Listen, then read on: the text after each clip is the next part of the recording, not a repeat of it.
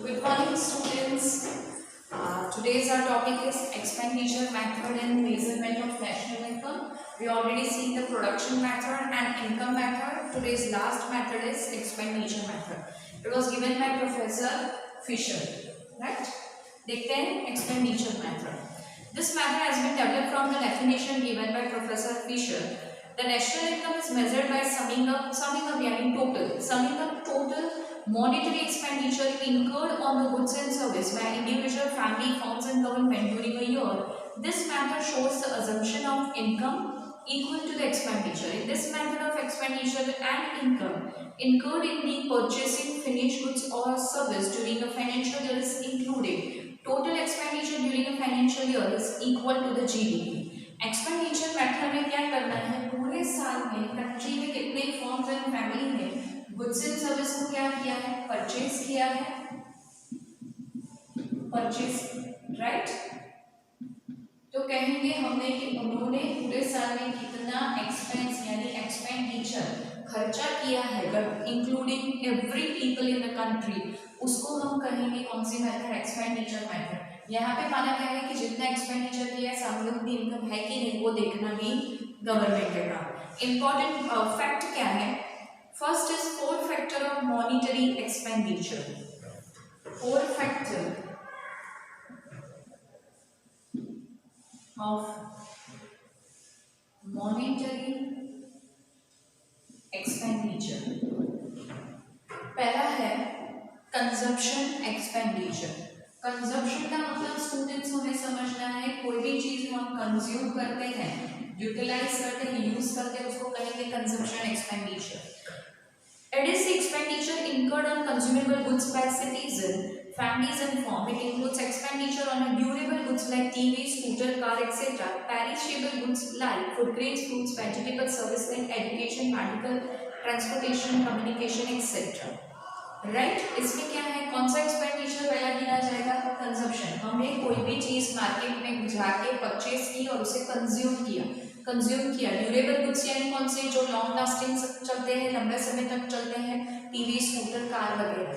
और कौन से पेरिशेबल गुड्स भी हैं, फूड ग्रेन्स है, फ्रूट्स है, वेजिटेबल, ये सब पेरिशेबल गुड्स यानी कहेंगे जिनका लाइफ स्पान बहुत कम होता है। वैसे गुड्स एंड सर्विस का भी हम एक्सपेंस किया है तो उसको भी ऐड करेंगे। सेकेंड कौन सा खर्चा जो ऐड करेंगे वो है इन्वेस्टमेंट एक्सपेंडिचर।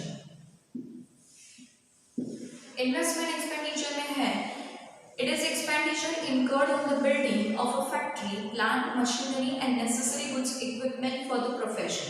ये कौन से एक्सपेंडिचर ऐड करने हैं, building, factory, plant, machinery purchase किया, उसमें इन्वेस्टमेंट किया, एक प्रकार का इन्वेस्टमेंट हुआ। जैसे बड़ी मशीनरी हमने मंगवाई है जो करोड़ ऑफ रुपीस की है, तो वो कितने साल तक चलेगी, बहुत सालों तक चलेगी, तो एक टाइप का क्या हुआ, कंपनी के लिए या फैक्ट्री के लिए इन्वेस्टमेंट है।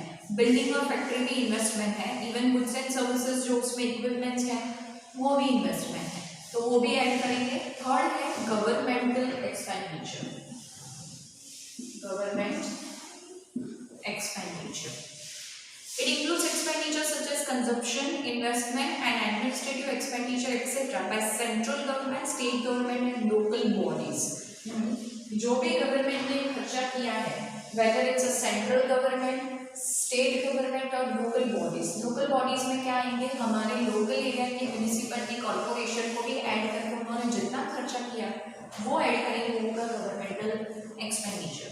फोर्थ है net export expenditure. Net export expenditure, expenditure on the import of foreign goods by citizen of a country is the expenditure of country, and our export is the expenditure incurred on goods by foreign citizen. Therefore, the difference between these two is a net export which is included in national income. अगर हम कोई goods and services हमारे country में import करवा रहे हैं तो जो खर्चा हुआ वो हमारे सिटीजन पे करेंगे, और अगर हम एक्सपोर्ट कर रहे हैं तो खर्चा किनका हुआ, जो कंट्री हमसे इंपोर्ट करवा रही है। उन दोनों का डिफरेंस भी हमें देखना है और उसके बाद का आंसर हमें नेशनल इनकम में ऐड करना है। Total national income equals to consumption expenditure plus investment plus government plus net export expenditure, चारों का टोटल करेंगे हम, कंजप्शन, इन्वेस्टमेंट, जाके हमारी टोटल नेशनल इनकम काउंट होगी, right.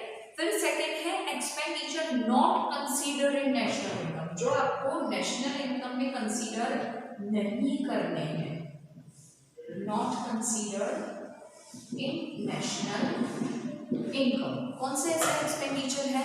In terms of expenditure certain expenditure are not consider in calculating the national income which include expenditure on the purchase of second hand goods. Second hand goods यानी जो goods already किसी ने bye कर लिए, use कर लिया, उसके बाद किसी को रीसेल किया है, वो transfer expenditure, like payment transfer करते हैं हम, पैसे किसी को ट्रांसफर करते हैं, वो पेमेंट जो चार्जेस लगता है, वो पेंशन जो आता है, कोई भी गवर्नमेंट एम्प्लॉय या प्राइवेट एम्प्लॉय होते हैं, रिटायर होते हैं, उसके बाद उनको पेंशन मिलता है, वो एक्सपेंडिचर काउंट नहीं होगा।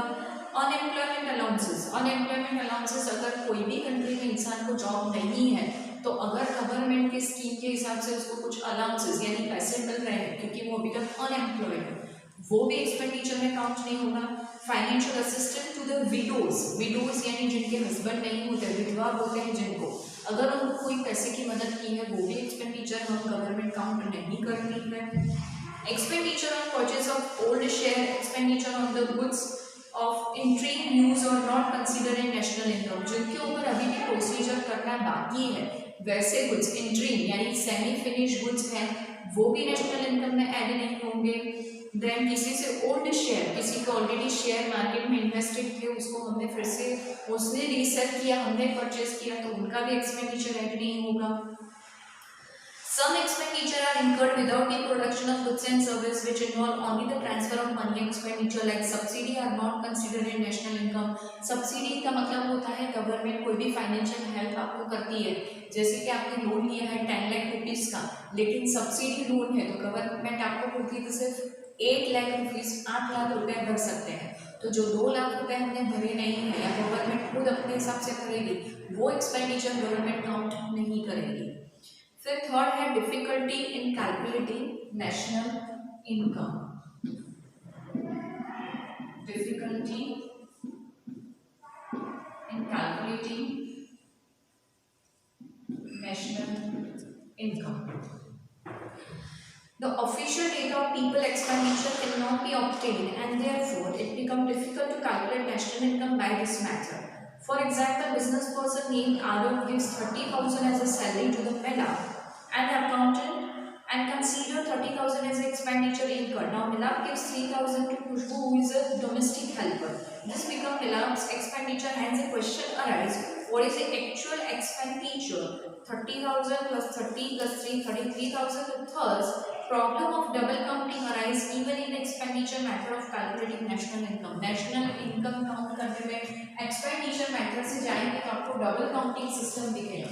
Double counting system यानी एक ही income, किसी के लिए वो income तो है, लेकिन उसने second person को transfer किया, फिर उसके लिए एक्सपेंडिचर बन गया, उसने थर्ड पर्सन को ट्रांसफर किया, उसके लिए एक्सपेंडिचर, यानी कंट्री का एक्सपेंडिचर बढ़ता चलता है। जो टेक्स्ट बुक में एग्जांपल दिया है कि अ पर्सन, उसकी 30,000 की सैलरी है, उसने किसी को दिया, उसके फ्रेंड को, उसने पैसे उसमें से उसके डोमेस्टिक हेल्पर उसके यहाँ काम करती है उसको दिए, उसको किसी को पे करने थे उसने दिए, यानी पैसे क्या हुए, ऐसा बताता है कि कंट्री में रहते लोग एक्सपेंडिचर ज़्यादा करें, लेकिन it is not true. Expenditure में क्या होते जा रहे हैं, डबल बार काउंटिंग होता जा रहा है। तो ये मेथड भी क्या कर रही है, एक्सपेंडिचर को डबल काउंट कर रही है, जो अच्छा सही आंसर आपको नहीं देता है, राइट। ये हमने देखा एक्सपेंडिचर मेथड, और यहाँ पे आपका सेकंड एग्जाम का सिलेबस ओवर होता है और चैप्टर 9 भी ओवर होता है। क्वेश्चन आंसर्स मैं सेंड करूँगी, आपको लिख के मुझे सेंड करना है, ठीक है।